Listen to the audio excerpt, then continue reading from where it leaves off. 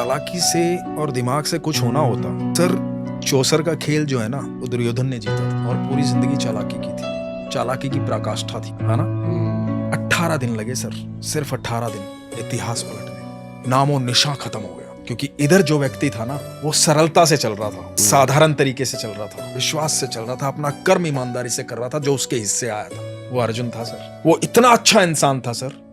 आप देखो भगवान ने बहुत कुछ सिखाया सर। आप देखो, मैं हर चीज को जोड़ के देखता हूँ। वो 125 साल जो ठाकुर जी रहे हैं ना धरती पर, वो 125 साल बहुत महत्वपूर्ण है सर। कि अर्जुन युद्ध भूमि में खड़ा है, पहला दिन है, भगवान को बोलता है कि प्रभु, तब तक तो जानता ही नहीं था ये भगवान है, तब तक तो एक मित्र के तौर पे जानता था।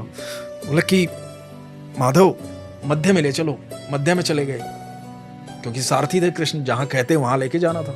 मध्य में चले गए, बोले कि मैं देखना चाहता हूँ कौन कौन युद्ध करने आया। तो सामने देखा पितामह भीष्म खड़े हैं, गुरु द्रोण खड़े हैं, दुर्योधन खड़ा है, कर्ण खड़ा है, महारथी खड़े हैं। उस समय के भारत के सबसे बड़े महारथी उसमें सब इसके विपक्ष थे। ये सब मेरे खिलाफ हैं प्रभु माधव। और ठाकुर ने कहा था पर मैं तुम्हारे साथ हूं पार्थ। तो ये चाहे दुनिया पूरी खिलाफ हो, पार्थ के साथ कृष्ण थे। तो अब ये देखो कि अर्जुन क्या कह रहा है, बड़ी महत्वपूर्ण बात है।